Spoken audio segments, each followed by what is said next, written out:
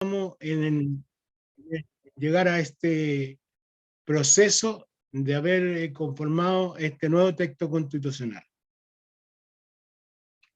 Para comenzar, vamos a darle los minutos suficientes al compañero Marco para que en una primera parte él nos relate el corazón, la columna vertebral de este nuevo texto constitucional. Para que nos introduzca, yo creo que todos sabemos ya cómo fue el proceso, pero ahora lo que todos necesitan saber cuál es, cómo se redondea este nuevo texto, para que todos conozcan desde la mirada de nuestro compañero Marco esta visión. Posteriormente a esta introducción bastante necesaria, los minutos que estime conveniente el compañero Marco, vamos a hacer la ronda de preguntas que nos han llegado ya de antemano, es decir, que vamos a dar prioridad a las preguntas que han llegado desde el exterior, para que los compañeros queden, digamos, más o menos satisfechos de este conversatorio. Así que, compañero Marcos Barraza, tiene usted la palabra. Bueno, gracias compañeras, gracias compañeros. Buenos días o buenas tardes o buenas noches, dependiendo de, digamos, la hora de los respectivos países donde están cada uno y cada uno de ustedes.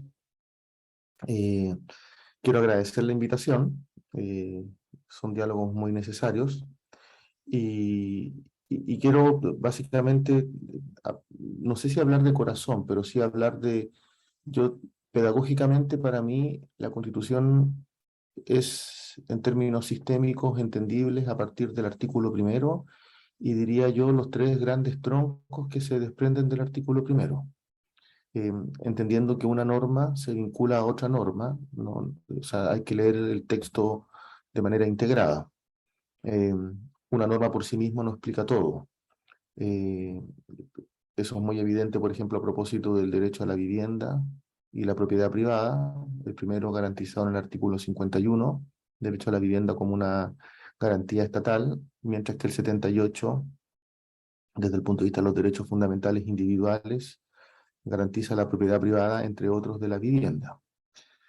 Haciendo esa precisión, yo creo que el artículo primero, que es la definición del Estado social y democrático de derechos, que reemplaza al Estado subsidiario, es decir, a una participación reducida del Estado en la economía, a una participación residual en materia de políticas sociales, a una participación desbalanceada del sector privado que privatiza todos los derechos sociales. El texto, yo diría que se estructura en base a tres grandes troncos.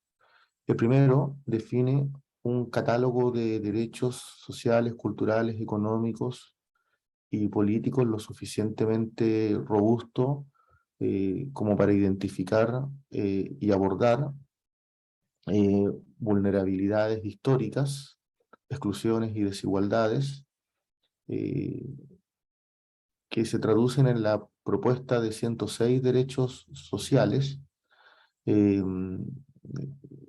que le dan al Estado la atribución de garantizar dichos derechos sociales.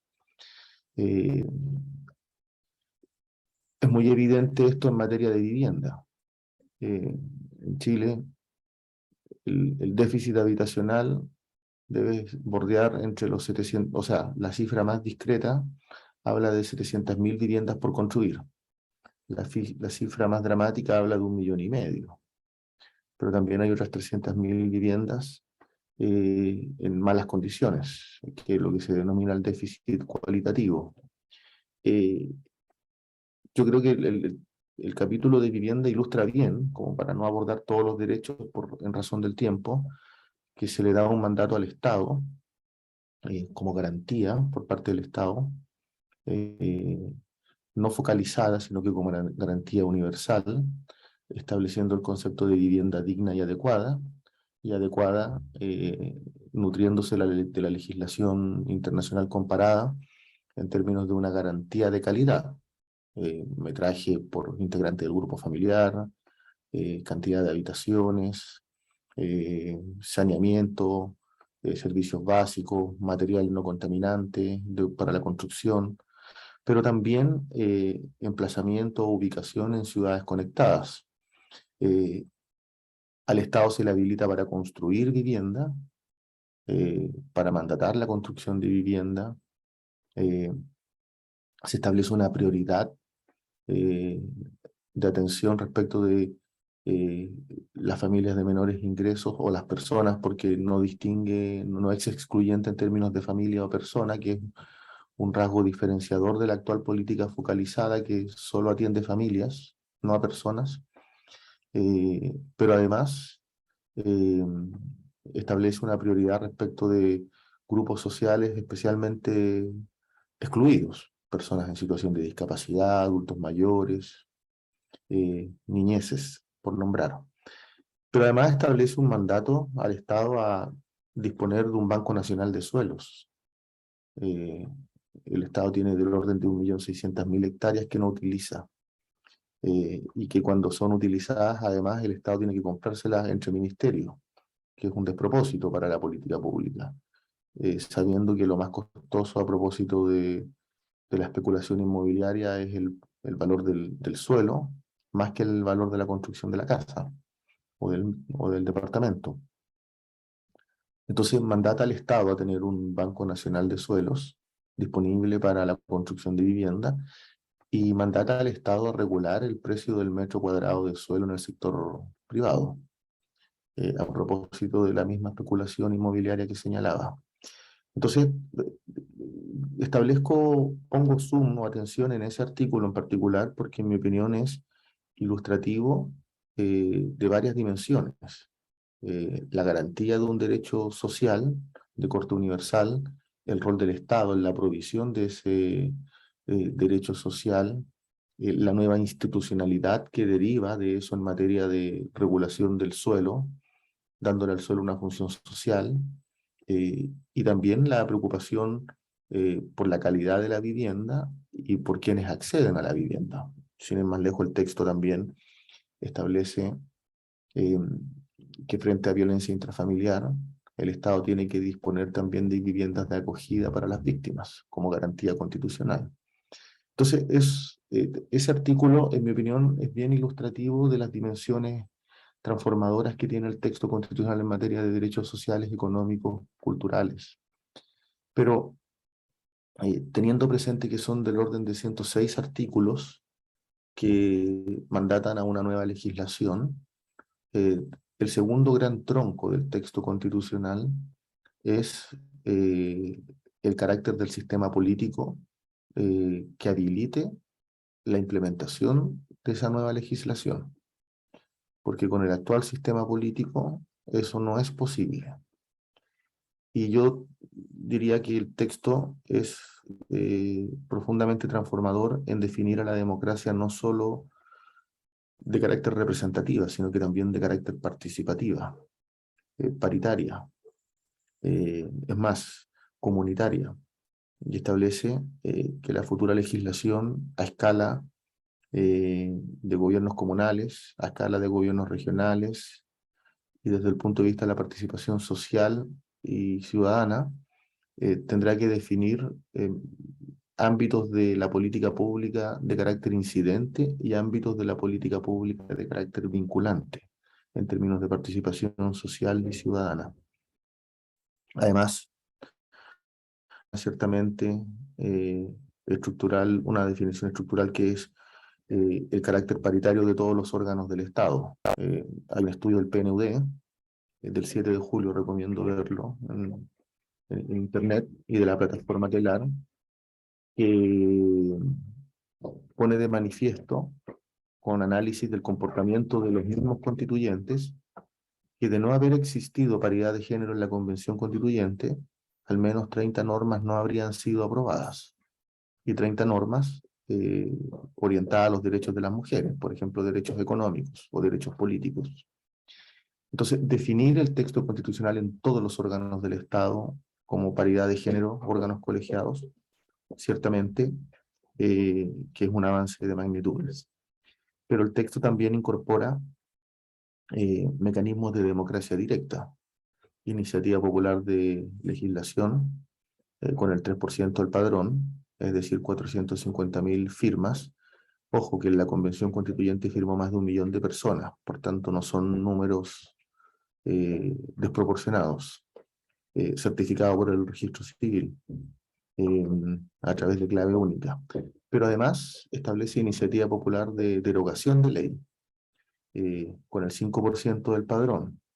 Esto es bien importante porque de haber existido esto, cuando se legisló la ley corrupta de pesca, yo soy un convencido que de haber existido mecanismos de democracia directa, esa ley ya habría sido derogada.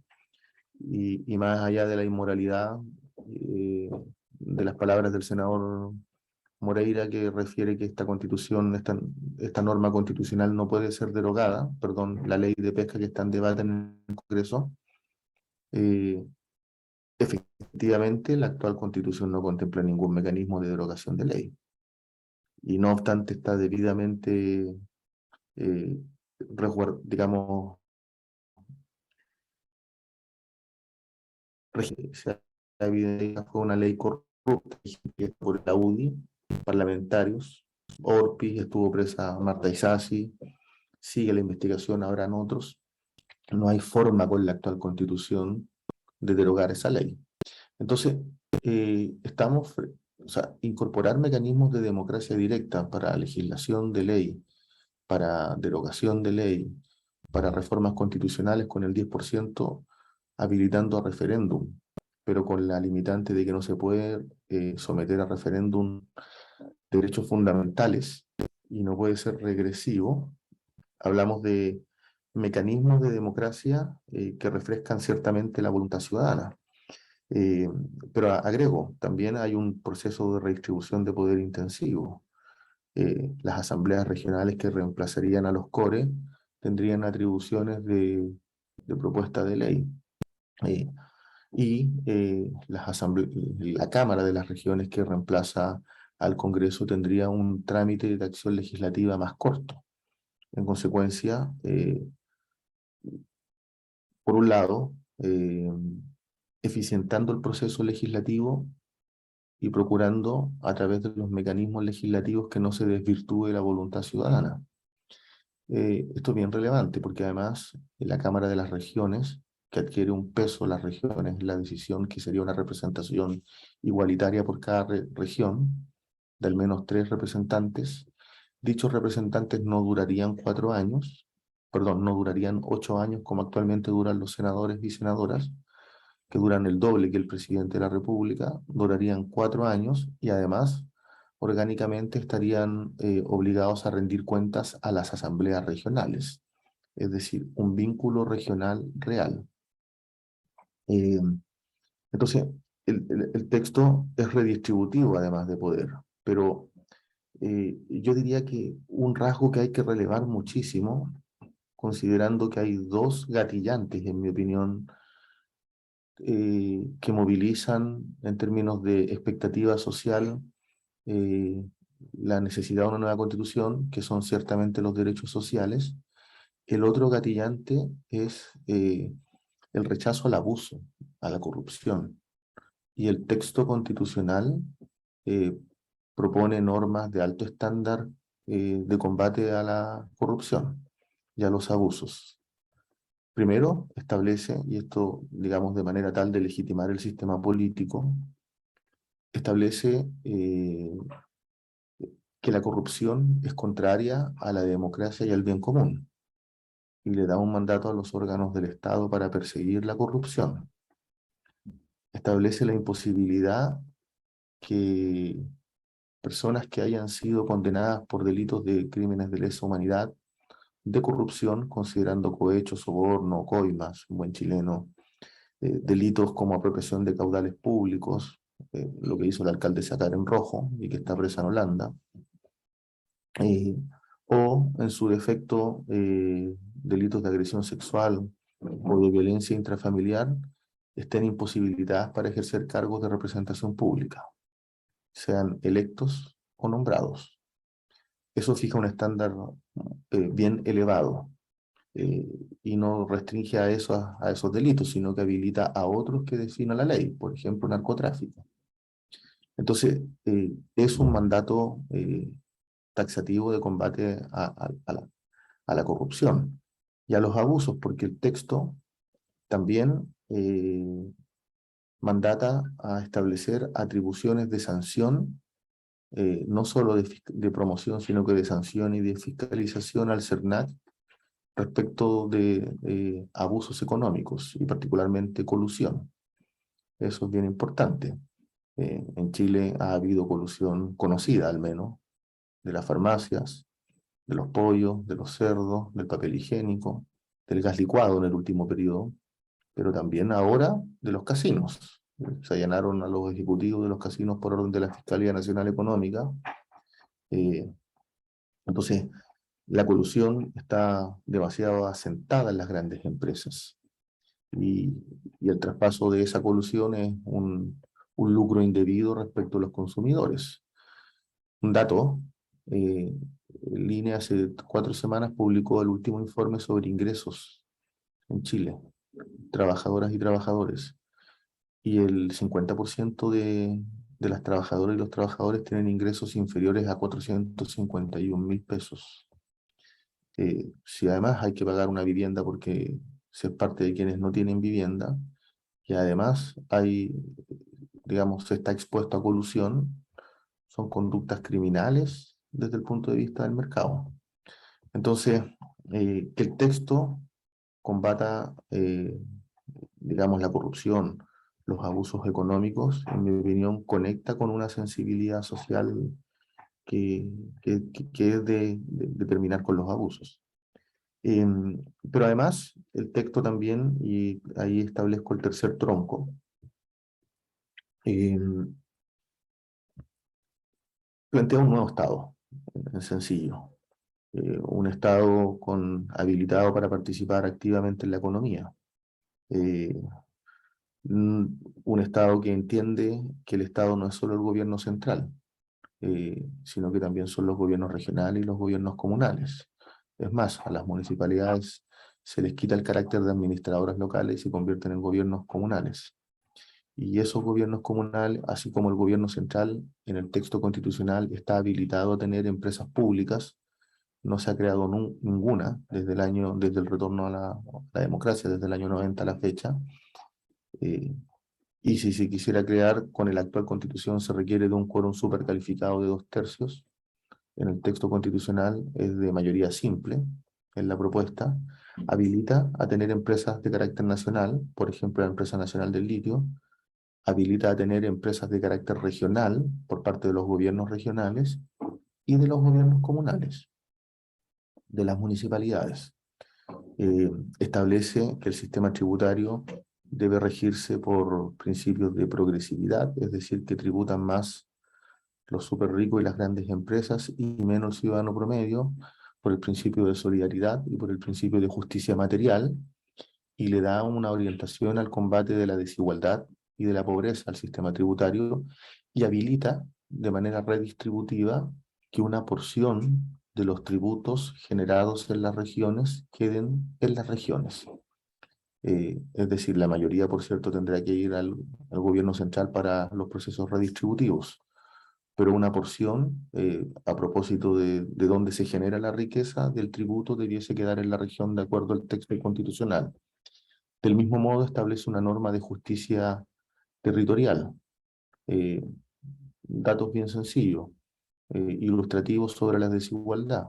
San Fernando como municipio tiene un ingreso per cápita de 155.000 pesos. Los Espejos tiene uno de 160.000. La comuna del Maule tiene uno de 33.000 pesos por habitante. Pedro Aguirre Cerda, donde está ubicada La Victoria, tiene 145.000 pesos. Las Condes tiene 1.250.000 y Vitacura 1.139.000. La norma de justicia fiscal territorial obliga a que las comunas más ricas contribuyan a elevar el per cápita de las comunas de menores ingresos. Y eso es bien redistributivo. De igual manera, se reconoce la soberanía alimentaria por parte de Chile, se reconoce la pequeña agricultura constitucionalmente, y se mandata constitucionalmente a la protección y el fortalecimiento de la misma. Se reconoce las ferias libres constitucionalmente, que representan, o sea, la gente en la feria libre no solo se alimenta, se viste, compra repuestos, hace todo. Son economías locales. Pero también reconoce la pesca artesanal constitucionalmente. Comento eso porque hay un mandato a reconocer y a fortalecer un canal de comercialización local. Esto es bien importante, que fortalecer el pequeño comercio y sectores productivos claves para efectos de el desarrollo territorial, pero también para efectos de soberanía del país, por ejemplo, la soberanía alimentaria. De igual manera, se reconoce constitucionalmente y se da un mandato para fortalecer con política pública, traspaso de herramientas de tecnología a la pequeña minería y a los pirquineros. En definitiva, hay una opción de fortalecer desde el Estado sectores estratégicos a escala regional, a escala comunal, eh, y también, podríamos plantearlo de esa manera, hay un reconocimiento constitucional a la economía solidaria, es decir, a las cooperativas. En definitiva, el texto replantea un nuevo Estado, porque le da al Estado atribuciones de planificación que hoy día le están restringidas. El periodo más próspero de Chile fue cuando el Estado tenía atribuciones de planificación social y territorial. Y de hecho, establece que la planificación territorial radica en los consejos comunales, los consejos regionales, es decir, las asambleas regionales, las asambleas de concejales.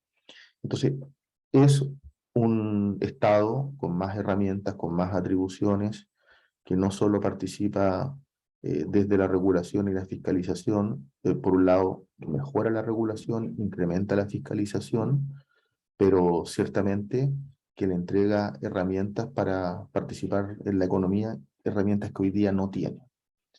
Y esto es clave, porque de lo contrario, la sostenibilidad, o sea, para garantizar los derechos sociales hay que tener sostenibilidad económica.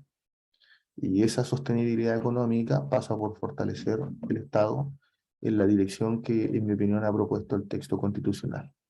Concluyo ahí esta primera parte. Gracias, Marco.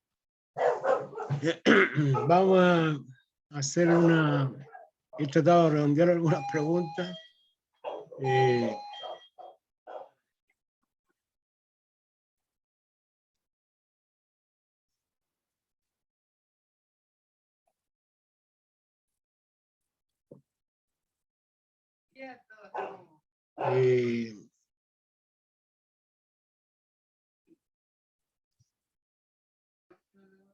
Bueno, como decía, estaba viendo algunas rondas de preguntas. Mira, Marco, la primera pregunta, que es una preocupación de los compañeros del exterior por la firma de este acuerdo para reformar. ¿Ah?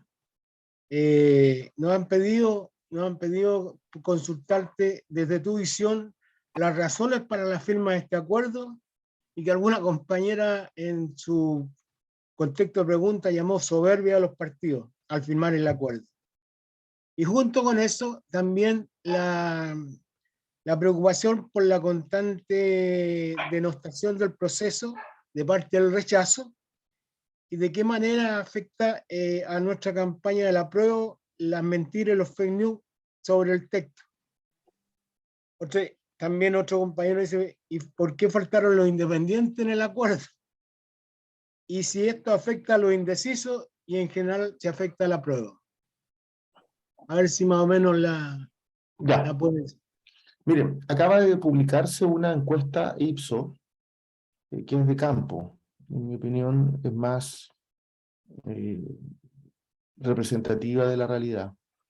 Establece que el apruebo tiene un 42% de adhesión y el rechazo un 45%. Establece que hay un 10% que quiere anular, pero del mismo modo hay un 11% que no está decidido aún. Eh, es un escenario aún abierto, a 2 semanas del plebiscito. La tendencia ha sido que el rechazo comenzó su campaña de mentiras y desprestigio el 4 de julio del 2021, no el 4 de julio del 2022, cuando se presenta el texto. Ha desplegado una campaña virulenta. Yo he recorrido todo el país y las mentiras son de diferente entidad. Hay mentiras que plantean que si uno tiene 2 casas, a uno le van a expropiar una, falso. Si uno tiene una casa y se muere, se la van a quitar a la familia y se va a ir al Estado, falso. Que las mujeres en el texto constitucional se llaman seres menstruantes, falso. Estoy diciendo información que está en las redes, que es por lo que se alimenta mayoritariamente el pueblo de Chile en estos momentos. Se ha dicho, el otro día estaban difundiendo un texto en las ferias libres de que las ferias iban a poder abrir 2 días a la semana y no 6, claramente deslegitimando la norma que fortalece la feria libre. Se ha dicho, la Sonami difundió de que la pequeña minería y los pirquineros iban a desaparecer porque se les quitaban los títulos de propiedad. Hay una propaganda que está difundiendo la derecha, que es una niñita de 5 años con un pene simulado masturbándolo. Y que la educación sexual va a permitir eso. Yo sé que es la estrategia vieja de la derecha, pero que ahora tiene redes sociales para difundirla. Es violenta y es distorsionadora de la realidad. Comento eso porque yo percibo 3 universos sociales en el debate ciudadano. El optimismo del apruebo, que es un universo bien consolidado, pero que tiene diferentes identidades. Apruebo para implementar, apruebo para consolidar, apruebo para transformar, y apruebo para reformar, y apruebo para perfeccionar. Si uno desagrega las encuestas, hay una porción importante de la población que quiere aprobar, pero quiere aprobar para hacer cambios. Hay otro universo que es el rechazo, que es muy violento y que no se va a mover del rechazo. Y que lo que quiere es que no se apruebe para que no haya nueva constitución, porque no es creíble, ciertamente, la idea de que van a rechazar para hacer una nueva constitución. Eso es falso, no lo han hecho en 30 años, no lo van a hacer ahora. Y está una masa de personas asustadas, que solo se ha alimentado de mentiras y que está dubitativa.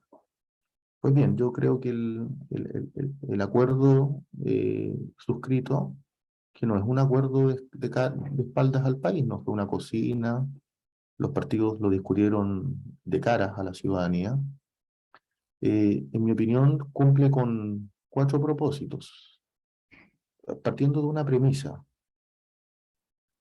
no modifica derechos sociales, no modifica ningún derecho social, precisa o perfila de mejor manera, por ejemplo, el carácter comunitario de la justicia indígena, o que ya está resguardado en el texto, pero que se ha mentido mucho, o en su defecto que la consulta indígena no es un veto a las reformas constitucionales, que está en el texto, pero que se ha mentido mucho. Y en sistema político establece 3 definiciones. Ninguna es sustantiva y estructural. Establece una definición que es que los gobiernos regionales y los gobiernos comunales eh, tengan un máximo de endeudamiento posible subordinado a la Ley Nacional de Presupuesto. A mí eso no me parece que sea grave. De hecho, yo había presentado esa norma y la voté. La voté a favor y no fue aprobada. Establece que el presidente o la presidenta de la República, el texto constitucional establece que puede ser reelecto sucesivamente una vez. Hoy día puede ser reelecto de manera discontinua. Y el acuerdo establece que no podría ser reelecto sucesivamente una vez. La verdad es que yo estoy de acuerdo con que sea electo sucesivamente una vez, pero tampoco veo en ello una modificación de fondo y estructural. Y en última instancia, que es probablemente lo más significativo, establece que la iniciativa en materia presupuestaria radica exclusivamente en el presidente. El texto le daba atribuciones al Parlamento también para tener iniciativa presupuestaria. Probablemente esa es la norma más estructural. En vivienda consagra lo que sabemos, que es que la vivienda es privada, como derecho a propiedad privada. En salud consagra la cohabitación entre un sistema público y uno privado, y eso ya está en el texto. No modifica la cotización centralizada a la entidad única, mantiene intacto todos los rasgos. En pensiones, que van a cohabitar solidario, reparto con capitalización, es decir, no modifica lo que el texto constitucional propone. ¿Cuál es el propósito político entonces? Segurizar a un sector político eh, que sus votos pueden ser determinantes para efectos de la prueba. Determinantes. Pues bien, yo creo que el acuerdo cumple con 4 propósitos. En primer lugar, esta fue una petición del presidente Boric, en el entendido de que, derivado del texto constitucional, se tienen que legislar del orden de 66 nuevas leyes. Y el presidente tiene la iniciativa legislativa. Es decir, son proyectos de ley que tiene que presentar el presidente de la República. Pues bien, esas leyes van respetando la normativa constitucional propuesta, aprobada, en el entendido que el 4 de septiembre se aprueba. Esas leyes tienen un margen de acción que tiene el presidente a propósito de perfilarlas correctamente. Por ejemplo, estableciendo en justicia indígena con claridad, reforzando el remarcador de que es justicia a nivel comunitario, no a nivel penal, ni familia, ni civil, ni laboral, que son sancionatorias, no comunitarias. Entonces, el acuerdo cumple con el propósito solicitado por el presidente. En segundo lugar, permite despejar varias mentiras, a propósito de las mentiras que señalaba sobre la vivienda y la propiedad, en fin. En tercer lugar, hace más competitivo el apruebo, porque permite llegar a sectores que no hemos llegado o que tienen dudas. Y en cuarto lugar, diría yo que no era un propósito esperado, pero que, que ha sido bueno. eh, Puso de manifiesto la intención de la derecha de no querer hacer ninguna modificación, porque la misma derecha declaró que en el entendido que hubiese apruebo, no iba a concurrir con sus votos para estos perfeccionamientos que son los mismos que ellos han cuestionado.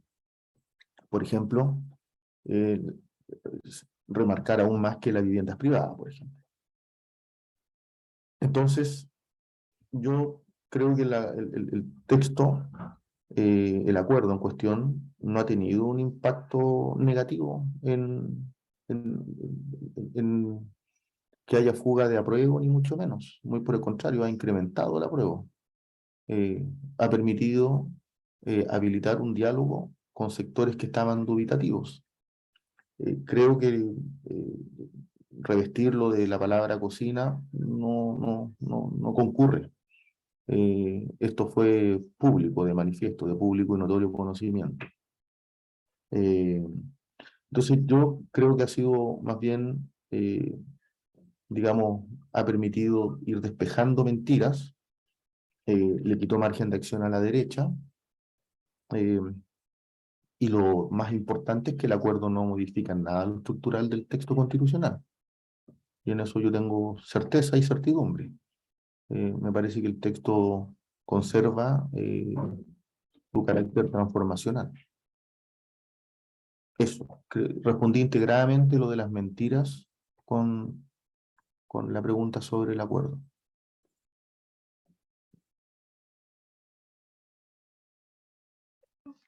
Bien, Marco. Mira, voy a tratar de resumir algunas consultas que han hecho los compañeros de afuera. Si bien, digamos, los compañeros en el exterior dicen que hay preocupación, se respetan mucho los derechos ciudadanos, políticos y sociales de más de 1 millón de chilenos que se encuentran en el exterior. Pero ellos tenían fundamentalmente dos preocupaciones. Una era lograr el derecho a voto, que se logró, digamos, de algún punto ampliar el derecho a voto a otras, eh, como al Congreso, no solamente a la Presidencia de la República, pero perdieron, digamos, esta parte de haber permitido que quienes opten a una nacionalidad en el exterior pierdan la nacionalidad chilena. Que dicen que eso no se logró en la nueva constitución. Y lo otro, que preguntan qué pasó para que el actual parlamento sea el que implemente la nueva constitución. Y en qué medida el voto obligatorio es un factor negativo para el apruebo de la nueva constitución. Yo no sé si más o menos... Ya, yo tengo conciencia de que efectivamente, a ver, yo primero lo que diría es que el texto en materia no es pregunta, pero sí quisiera relevarlo. En materia de la política exterior de Chile, el texto es bien sólido en establecer el multilateralismo como parámetro de la política internacional de Chile, eh, el respeto a la autodeterminación, el respeto a la democracia, es decir, recobra una tradición de multilateralismo que es necesaria para la política internacional de Chile. Y eso fue bien discutido, bien debatido. En segundo lugar, creo que en materia de chilenas y chilenos residentes en el exterior, efectivamente se avanzó más allá del voto en la presidencial, sino que también en tener un distrito que permita elegir parlamentario. Eso va a tener que ser, digamos, va a tener que tener una bajada legislativa a partir de las leyes que se presenten dentro de las 66 leyes que habiliten a esos procesos. Eh, pero efectivamente no concurrió el voto para la región, digamos, como para tener una gobernación como proponía digamos, algunas personas o organizaciones residentes en el exterior de tener un gobierno regional externo. Eso era complejo desde el punto de vista de cómo estructurar, digamos, el sistema político administrativo para efectos de la residencia en el exterior del país. Efectivamente, no se alcanzó lo de la doble nacionalidad. Eh, Nosotros votamos a favor de esas normas, pero no todos concurrieron. Y pensando en el voto obligatorio yo creo que genera incertidumbre a todos los sectores. Hay una cifra, una proyección que hizo el CERVEL hace unos días de que podía llegar a votar el 64% de las personas habilitadas a votar. Eso es como un poco más de 8 millones. Pero tampoco hay claridad de cuántos van a votar. Eh, eh, y tampoco de cuál es la orientación de quienes votan.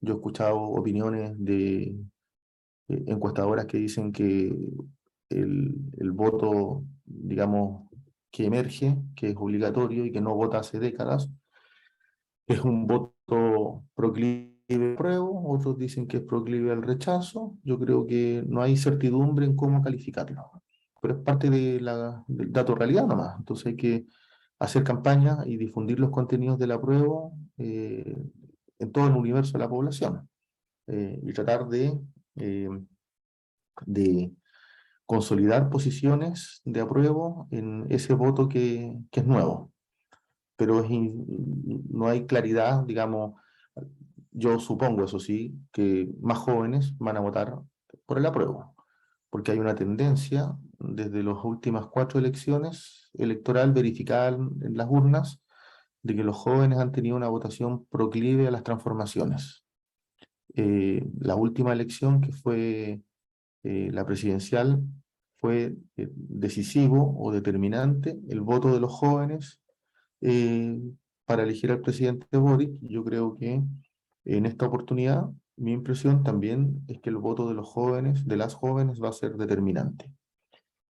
Ahora, sobre la pregunta sobre el Parlamento. Efectivamente, a ver, el texto constitucional definió 57 disposiciones transitorias. Y las disposiciones transitorias, diría yo que el artículo 1 define eh, que el texto constitucional empieza a regir su implementación desde el momento que es promulgado. Vale decir, si el 4 de septiembre aprobamos, por ahí por el 15 de septiembre sería promulgado el texto constitucional y comienza a regir. Y el artículo 2 define la gradualidad en la implementación. Es bien importante esto porque define 4 criterios para la gradualidad en la implementación. El primero es que todas las leyes mantienen vigencia mientras no sean expresamente derogadas y reemplazadas por otra ley, que es continuidad jurídica. Sin embargo, en las sucesivas disposiciones transitorias se da un mandato de tiempo específico para cada ley de urgencia social para que se presente el proyecto de ley. Nosotros, digo nosotros, Partido Comunista, habíamos presentado una norma que, además de darle una temporalidad específica, acotada, y un mandato al presidente para presentar el proyecto de ley, se le daba un mandato al Congreso en tiempo específico, acotado, para legislarlo. Esa segunda propuesta no se aprobó, solo se aprobó el tiempo para que el presidente... Entonces, en pensiones hay un plazo de 1 año, en salud hay un plazo de 2 años para presentar el proyecto de ley, en vivienda un plazo de 1 año, Defensoría de los Derechos del Pueblo 6 meses, Defensoría de los Derechos de la Naturaleza 6 meses, proyecto de nueva institucionalidad en materia de derechos de agua 6 meses, o sea, en educación 1 año, todas las leyes de urgencia social tienen una temporalidad específica, de manera tal de que no se eternice y establezca la modorra legislativa. El segundo criterio es que el primer órgano que se constituye es la Corte Constitucional, que reemplaza al Tribunal Constitucional, que sería paritario y que tendría atribuciones, a diferencia del Tribunal Constitucional, que tiene atribuciones ex ante y ex post, es decir, que puede vetar una ley antes que sea promulgada, como pasó en la reforma laboral y tutela sindical o en las atribuciones del CERNAC, que fueron aprobadas por la Cámara de Diputados, por el Senado, pero la intervención del Tribunal Constitucional impidió que se promulgaran. Bueno, esa atribución ex antes no existe en la Corte Constitucional, es solo ex post y en materia de derechos fundamentales. Pues bien, ¿quién puede declarar inconstitucional además una ley que sea incompatible con la norma constitucional aprobada? Es la Corte Constitucional. Y se establece un procedimiento incluso. Ese procedimiento es que si una persona hace un requerimiento de un precepto legal ante la Corte Constitucional y la Corte Constitucional falla sobre que es inconstitucional esa ley, y la Corte Constitucional falla en 2 preceptos legales, la inconstitucionalidad en 2 casos sobre una misma materia, con la diferencia de 1 año, se declara inconstitucional y se mandata a hacer una nueva ley. Esto porque, por ejemplo, en deporte se establece una garantía de derechos constitucionales, en deporte educativo, recreativo, de rendimiento, de competitivo y de alto rendimiento, pero no hay un mandato, estoy poniendo un ejemplo, para legislar una ley inmediatamente. Por tanto, cualquier ciudadano podría cuestionar eso y habilitar la inconstitucionalidad de la ley y el mandato de la nueva legislación al Congreso. Hay un tercer criterio, que es que se le da un mandato a todos los jefes y jefas de servicio de los órganos del Estado para que en el ámbito de sus competencias, desde promulgada la Constitución, adecúen la norma preexistente a la nueva Constitución a la nueva norma. Esto es bien importante, porque, por ejemplo, en el ámbito de sus competencias, por ejemplo, el superintendente de Seguridad Social no podría hacer una nueva ley de accidentes y enfermedades profesionales, la 16.744. Estoy poniendo un ejemplo bien sensible, pero sí podría modificar toda la normativa derivada de la ley, ajustándola a la nueva Constitución vía decreto, con fuerza ley. Por ejemplo, en la definición de enfermedades profesionales, el texto constitucional define a los trabajadores portuarios como trabajo pesado. Entonces, no requiere de una nueva ley, pero sí de una implementación normativa vía decreto, que es un mandato para el jefe de servicio. Lo mismo, por ejemplo, para efectos de los rectores y las rectoras en las universidades, adecuar la normativa a la nueva Constitución. Entonces, es bien progresiva la implementación. Y un cuarto criterio es que se habilita a la iniciativa popular de derogación de ley hasta el 2026 para leyes anteriores a la promulgación de la nueva Constitución. Por ejemplo, la ley de pesca podría presentarse un proyecto de derogación de ley popular. Es decir, también habilita el movimiento social para efectos de direccionar impulsos de implementación del nuevo texto vía derogación de ley. Pero también el texto constitucional establece que las elecciones de las asambleas regionales, de los gobiernos regionales, de las alcaldías y de las concejalías son el 2024. Eso va a gatillar procesos de regionalización más profundos. Es más, hay una norma constitucional que mandata a que 3 meses después de promulgada la Constitución, el presidente convoque a la creación del Consejo de Gobernadoras y Gobernadores para iniciar el proceso de regionalización. Es otro gatillante del proceso en traspaso de competencia, de recursos, en fin.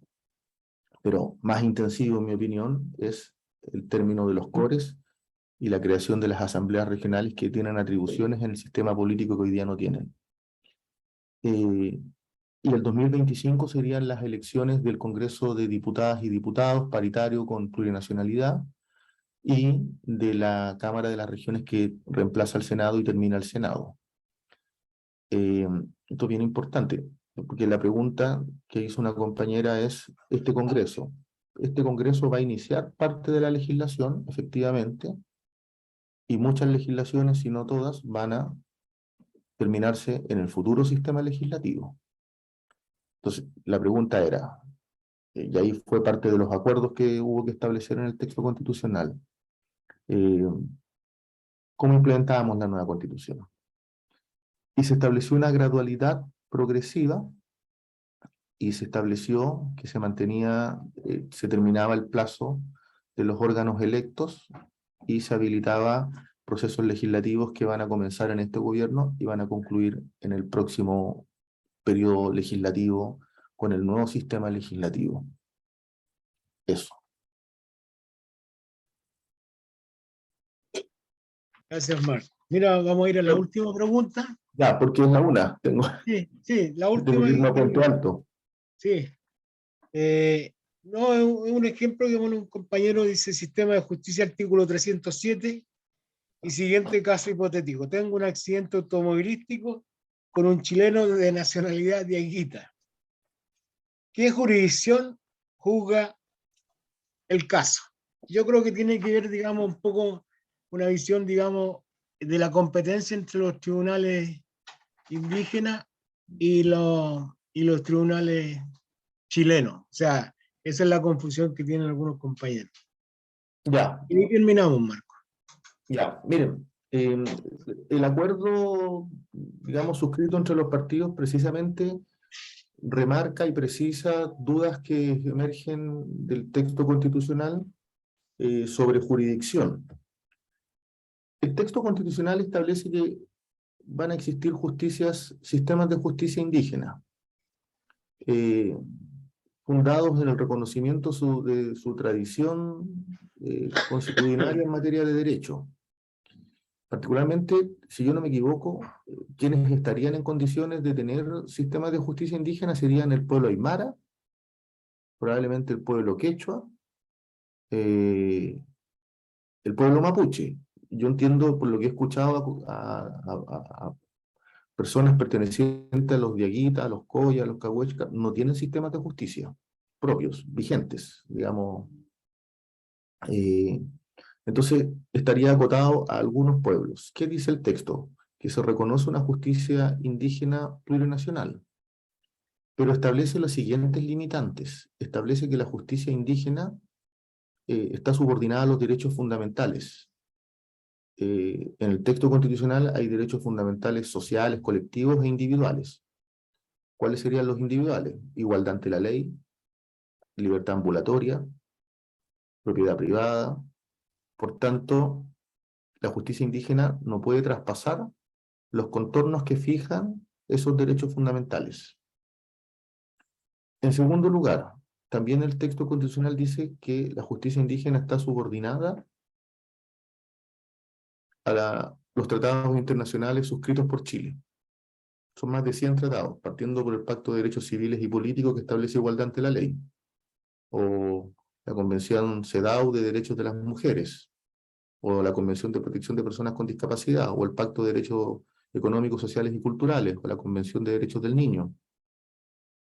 Son tratados internacionales que fijan también un contorno desde donde puede ser interpretada la justicia indígena y los límites que tiene. En tercer lugar, establece que la justicia indígena, y aquí aprovecho de despejar la pregunta, la justicia indígena impacta solo en indígenas, no en personas que no son indígenas. Por tanto, si el ejemplo de un choque entre una persona indígena y una no indígena, lo ve la justicia ordinaria inmediatamente, no lo ve la justicia indígena. No es ámbito jurisdiccional de la justicia indígena, los que no son indígenas. Entonces, el texto que establece que cuando el problema, teniendo presente que solo abarca personas indígenas, cuando el problema radica, cuando hay una de las dos partes indígenas está disconforme con lo que ha fallado la justicia indígena, ¿a quién puede impugnar frente a la Corte Suprema? Es decir, incluso para la justicia indígena está subordinada a la justicia ordinaria, que es la justicia a través de la Corte Suprema. Por tanto, eso garantiza el principio de igualdad ante la ley. ¿A quiénes impacta? A quienes tienen calidad indígena, y para tener calidad indígena hay que tener el estándar, es el estándar que fija el sistema de Naciones Unidas y que está replicado en la ley 19.253 sobre la ley indígena, que es lazos consanguíneos, apellido, socialización en una comunidad indígena, es decir, es un estándar altamente exigente de acreditación y que la certifica el Estado. Por tanto, para que me rija la justicia indígena tengo que tener calidad indígena. No rige para personas que no son indígenas. Ahora, el texto constitucional establece una propuesta de justicia vecinal, no sé si la han leído, que mandata la creación de un tribunal vecinal por comuna, donde habría un juez o una jueza y profesionales mediadores. Lo que busca es mediar conflictos comunitarios en jerga de abogados e incivilidades, para que no lleguen a una connotación civil, penal, que es sancionatorio. La justicia vecinal es de carácter, como está definida, comunitaria. Solo resuelve conflictos de menor entidad, de manera preventiva, para el buen vivir, por decirlo de alguna manera. La justicia indígena también tiene rango comunitario, no tiene rango penal, ni de familia, ni laboral, ni civil, porque si no, podría afectarse la igualdad ante la ley. Entonces, volviendo al acuerdo, lo que hace el acuerdo es establecer además, por ejemplo, que la justicia indígena es opcional para quien quiera estar siendo indígena, Alguien podría decir, yo no quiero estar adscrito a la justicia indígena, y eso también es legítimo, porque en los estándares internacionales en derechos humanos la identidad es opcional también, no es un ejercicio forzoso. Entonces, eso está debidamente resguardado con los límites que establece, y el acuerdo suscrito refuerza esos límites. Gracias, Marco. Sabemos que los compromisos de nuestros compañeros y compañeras Sí, constituyentes desplazados hoy día por diferentes territorios, así que sabemos que tenía un compromiso. Así que te damos un minuto para que te despidas. sí, Te tengo dejamos tres en libertad. compromisos. Me voy ahora a Puente Alto, después me voy a San Miguel con los comités de vivienda y después a la cisterna, a hacer un puerta a puerta al término del día. Estamos todos desplegados, no solo los constituyentes, están todo el mundo haciendo campaña. Eh, y la campaña principalmente se está dando en el casa a casa, en la feria libre, en los banderazos, es decir, y diría yo que donde se está dirimiendo mucho esto es en los espacios cotidianos, cuando los padres y apoderados van a dejar los hijos a la escuela, conversan sobre el texto constitucional. Cuando se va a comprar el almacén, se está conversando el texto constitucional. Entonces, la campaña, para poder triunfar, requerimos de mucho diálogo social, de mucha conversación con el vecino y la vecina. Los foros, los paneles ya no sirven, eso solo para los convencidos. Para captar más gente para el apruebo, hay que ir a disputar conciencia y hay que relevar los contenidos virtuosos del texto constitucional y desmantelar las mentiras.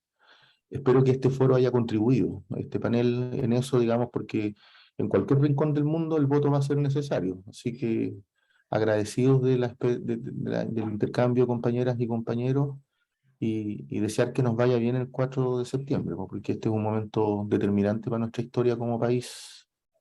eh, es clave, y depende de la voluntad de todas y de todos. Así que muchas gracias. Gracias, Marco, que te vaya bien. Ya despedido, Marco, compañeros y compañeras de las diferentes partes del mundo. Vamos a agradecerle a todos, a nombre de la Corporación Solidario USACH, que es la corporación que aglutina principalmente a exonerados de la Universidad Técnica del Estado, para que más o menos sepan los compañeros quiénes somos, y que tenemos una organización que trabajamos los temas de memoria dentro de la actual Universidad de Santiago. Nosotros fuimos la universidad que entregó los primeros títulos póstumos a compañeros detenidos y desaparecidos durante la dictadura.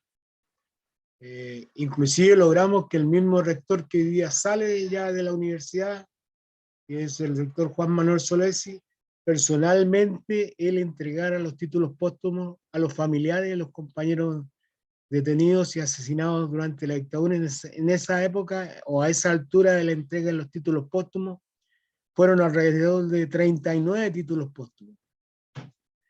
Nosotros tenemos 88 compañeros entre estudiantes y académicos y funcionarios asesinados durante la dictadura. ¿Ah?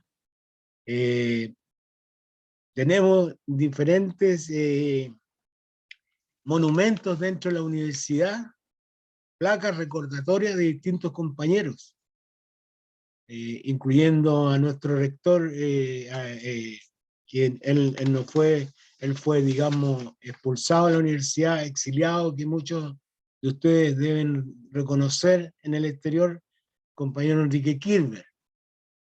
¿Ah? Pero también tenemos a Víctor Jara, tenemos a nuestro compañero Gregorio Mimisa, que fue presidente del Centro de Alumnos de la Escuela de Ingeniería de Ejecución, a la Michelle Peña, una compañera del Partido Socialista, joven, embarazada, desaparecida, a Mario Martínez, un joven demócrata cristiano, muy valioso, dirigente estudiantil de la Federación de Estudiantes, también asesinado, y así hay una serie de compañeros nuestros, dirigentes estudiantiles o estudiantes, que fueron asesinados en esa época. Esa labor la hicimos nosotros. Parece bueno.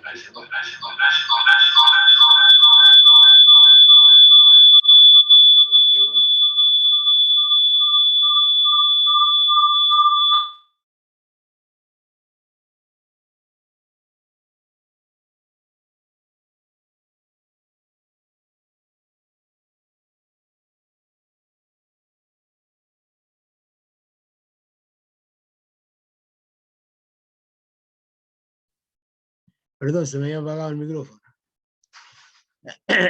Como les decía, nosotros hemos contribuido en este proceso con conversatorios para el conocimiento nuestro y de nuestra gente, también acá en Chile, con compañeros que no están en la capital, sino que también tenemos compañeros nosotros anclados ya en diferentes regiones del país. Así que para nosotros ha sido un agrado poder hacer este conversatorio para ustedes, ¿ah? Y va a quedar grabado seguramente para que después puedan ustedes entregarlo a demás compañeros allá en las distintas partes del mundo para que conozcan alguna visión especial de lo que nos ha entregado Marco hoy día. Vamos a terminar esta jornada de conversatorio exhibiendo un video de la prueba del comunal Alemania Salvador Allende. Así que yo no sé, compañero Simón o Carlos, está el video para que lo exhibamos y después despidamos a los compañeros. Compartiendo.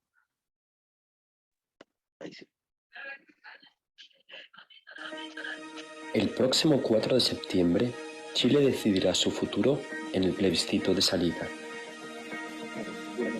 Desde hace tiempo, un gran número de ciudadanos se ha desplegado a lo largo de nuestro país para apoyar la campaña del apruebo.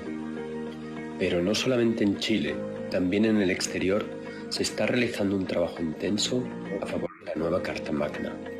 En esta cuña conoceremos algunas de las actividades por el apruebo en el exterior y responderemos la pregunta: ¿por qué muchos chilenos alrededor del planeta desarrollan estas acciones de manera voluntaria? La campaña del apruebo es una estación más dentro del trabajo que llevan realizando las organizaciones del exterior en apoyo a Chile desde hace mucho tiempo. Este trabajo se ha intensificado y expandido notablemente a raíz del estallido social de 2018. Al igual que en Chile, las acciones a favor del apruebo en el extranjero son muy variopintas. Esta diversidad se manifiesta también en los grupos que las organizan. Desde colectivos ciudadanos hasta orgánicas partidarias de base, el abanico de las organizaciones involucradas es muy amplio. En muchas ocasiones, independientes y militantes de partidos políticos trabajan mano a mano en una misma agrupación. No pocas veces las actividades en el exterior llevan una buena porción de fantasía, lo que facilita visualizar las acciones, como por ejemplo sucedió el 12 de mayo, cuando un grupo de chilenos en París proyectó en lugares emblemáticos de la bella capital francesa diferentes artículos de la nueva Constitución. En muchas ocasiones los activistas se lanzan a las calles para informar y sensibilizar sobre la nueva Constitución. Por ejemplo, el pasado 25 de junio, el grupo Apruebo por Chile Múnich participó en las protestas contra la cumbre del G7 que se dieron en esta misma ciudad y en las que participaron más de 4.000 personas. En otros casos, se utilizan los espacios de convivencia de las comunidades chilenas, como juntas al aire libre, para arrancar acciones a favor del apruebo, como en Berlín, donde un grupo de chilenos y chilenas visualizaron de manera jovial a los presentes su apoyo al apruebo. Una parte importante del trabajo de campaña en el exterior se concentra en el mundo virtual. Caben mencionar actividades como la organización de encuentros virtuales informativos, la elaboración de material audiovisual de campaña o la difusión y distribución de información en las redes sociales. Estos nuevos espacios de comunicación hacen posible superar la gran dispersión geográfica de la comunidad chilena en el exterior. Pero, ¿qué motiva exactamente a chilenos y chilenas a trabajar por el apruebo tan lejos de la patria? La respuesta es tan diversa como la naturaleza y el origen de la emigración chilena. Escuchemos las voces de algunos de estos activistas. Orlando Mardones, militante del Partido Comunista, representa a la generación que tras el golpe de Estado en la década de los 70 fueron expulsados de su patria debido a sus convicciones políticas. Como muchos otros con los que compartió el mismo destino, Orlando ha trabajado durante décadas por la solidaridad con Chile. Escuchemos de Orlando qué es lo que le motiva para que después de tantos años de exilio siga comprometido con el destino de su patria. Sí, nunca yo he perdido el contacto y el trabajo de solidaridad que realizamos durante tantos años. Y lo que hoy día vemos de que ese momento que vivimos hace 50 años atrás, casi con el gobierno de Salvador Allende, hoy día se vuelve a revivir esa esperanza que nunca se había perdido. Claudia Maldonado, independiente, es parte de la generación de profesionales que emigró a otros países para profundizar sus estudios. ¿Por qué Claudia, aún estando tan lejos de Chile, trabaja en la campaña del apruebo? Mi nombre es Claudia Maldonado, soy del sur de Chile, de Puerto Octay, vivo actualmente en Berlín, Alemania.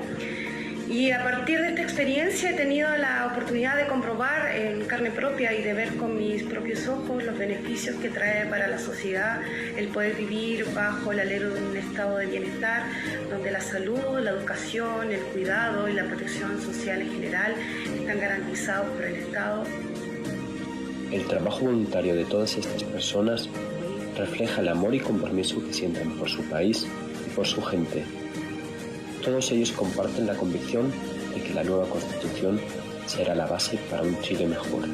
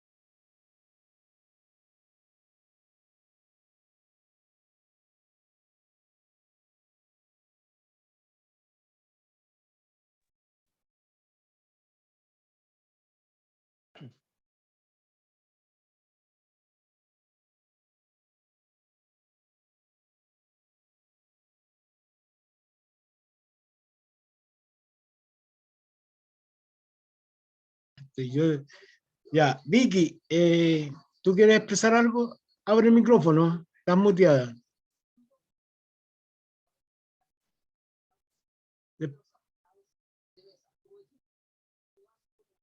Carlos, abre el micrófono.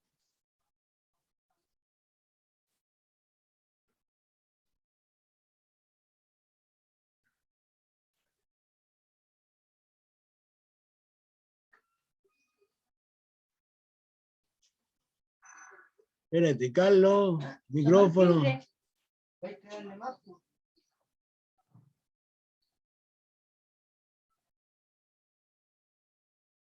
Se quedó dormido el controlador.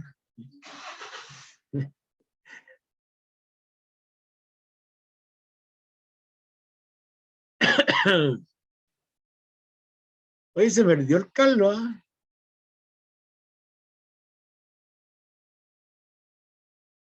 El único que tiene micrófono es Jaime Gatica, parece. Sí, voy a aprovechar de dar las gracias, agradecer la invitación que me han hecho. Yo estoy acá en Estocolmo, Suecia, y he tenido contacto con Apolo y también saludar a Marianela. Hemos tenido algunas entrevistas y yo pertenezco a un medio de comunicación, soy comunicador social y voy a hacer próximamente algunas entrevistas también a través del programa Punto de Encuentro que conduzco yo.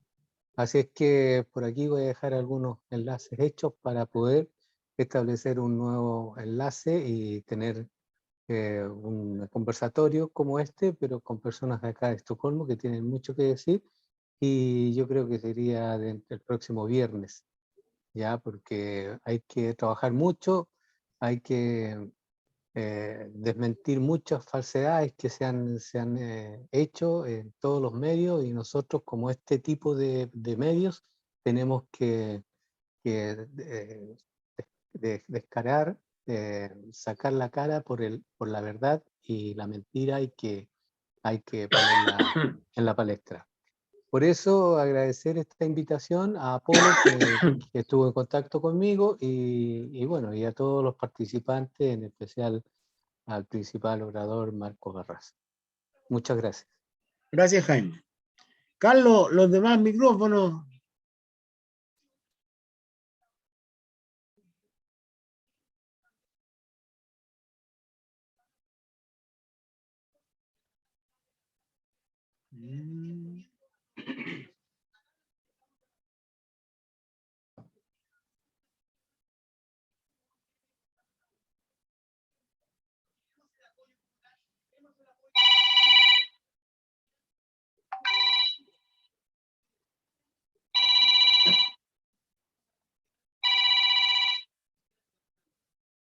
¿Aló?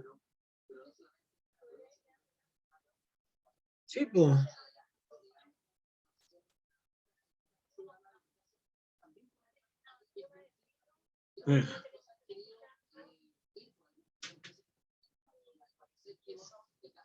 Es que no.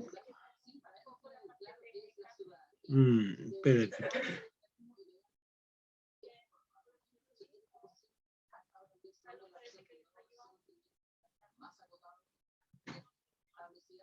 Sí, pero no cacho.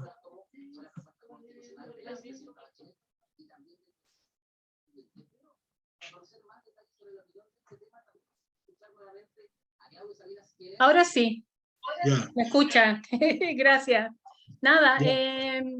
mi nombre es, soy la Vicky de Alemania, la que coordina con Fernando Lamas, y gracias a la corporación hemos podido coordinar este encuentro con Marcos Barraza, gracias a Fernando Salazar, a Emilio Daroch, que es el presidente, y Carlos, que viene ahora con el equipo técnico que tuvo unas poquitas fallas, pero eso es así.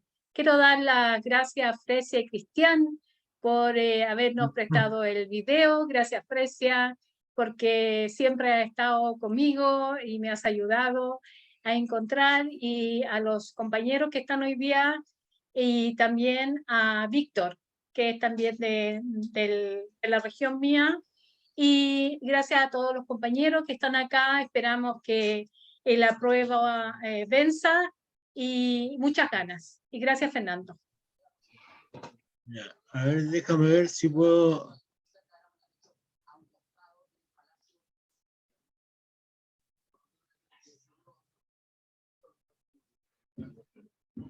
Ahí está Frecia y Cristian, ya están.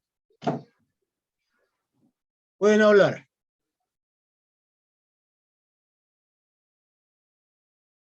Cada uno puede desmutearse, por favor. ¿Ahora se escucha? Sí. Pues por nuestra parte, muchas gracias también por tener la oportunidad de escuchar al compañero Barraza. Ha sido muy interesante, muy instructivo, por compartir con vosotros y sobre todo agradecer todo el trabajo que habéis hecho organizando este conversatorio, que por experiencia propia sabemos que es un trabajo muy intenso. Así que Sí. muchas gracias. Simplemente eso.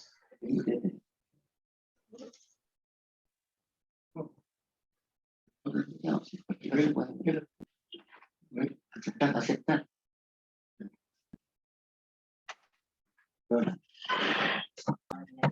¿Alguien más quiere despedirse? No, permitir que los participantes se atencionen ellos mismos ya. Ya ahí te. Ahora. Compañero. Oye, lo que soy yo.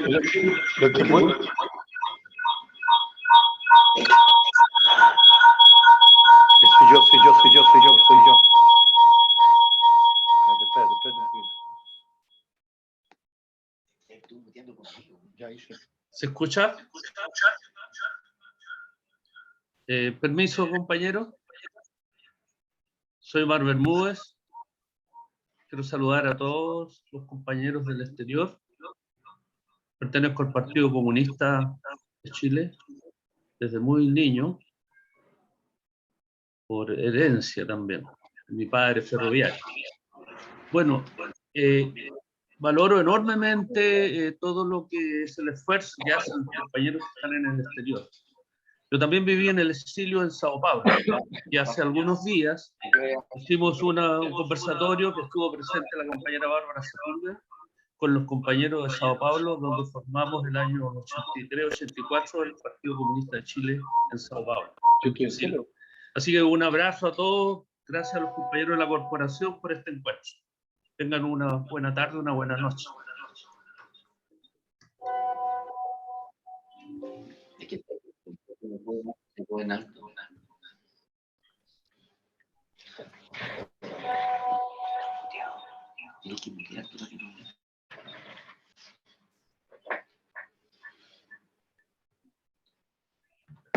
Gonna be okay.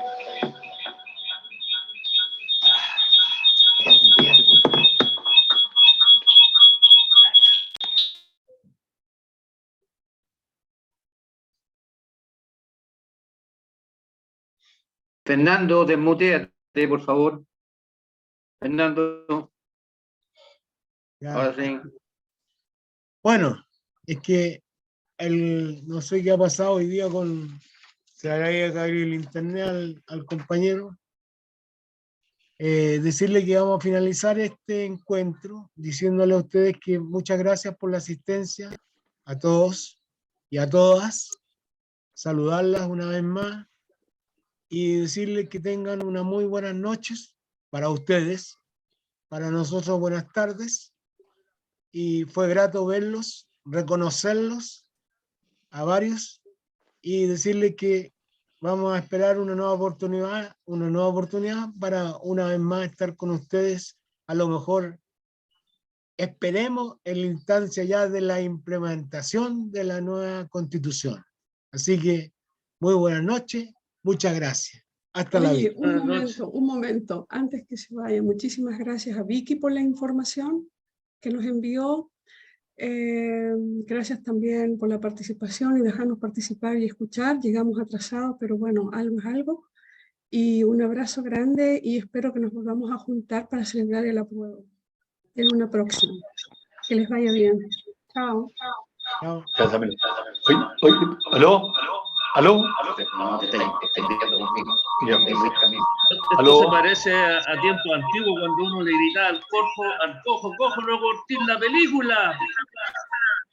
Oye, yo quiero dar un saludo a una compañera que está ahí, que es de Italia, que es la chica Peca, la marinera. Le doy un gran abrazo para ella. Y también, obviamente, a Vicky, con quien estamos trabajando hace mucho tiempo juntos, ¿ya? Y a todas las personas de Alemania, al cual le mando un gran abrazo. Y aquí a Jaime Gatica, que está de parte de Polo Olegario, invitado. Yo te he escuchado y he estado con ustedes, incluido. Así que nos vamos a ver más seguido. ¿Ya? Así que un gran abrazo para todos ustedes. Yo también estaba en la TU el 11. Exacto. Ella estuvo en la universidad. Yo era la orientadora profesional en la TU. Son balazos que le han dado. Por si acaso, ella Georgina puede contar. Marianela, habla tú. No puede hablar. No tiene sonido. ¿Mutea o no?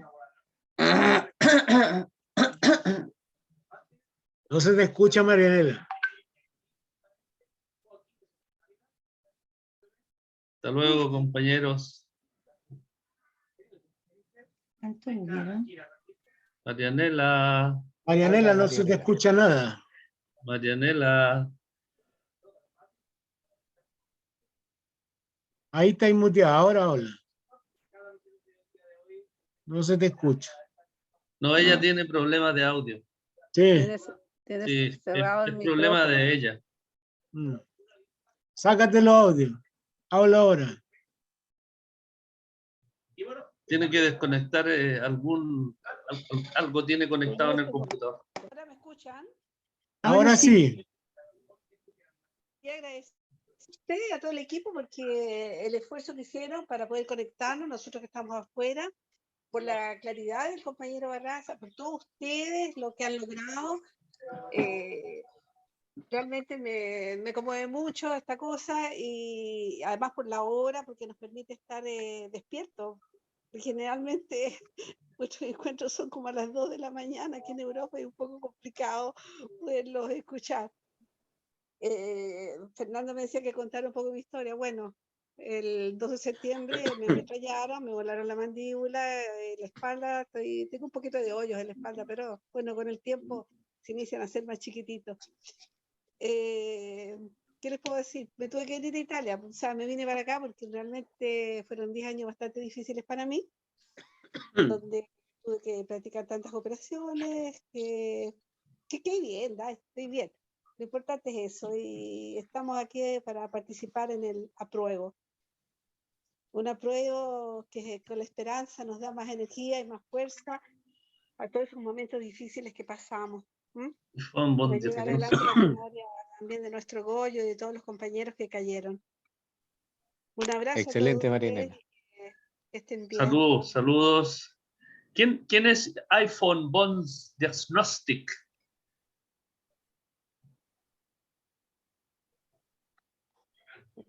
El compañero Maldonado. Mardones, sí. Mardones, claro. Sí. Ya, es que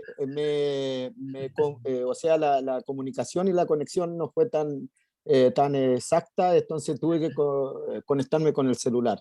Y por eso aparece ahí. Debiera Disculpe, compañero.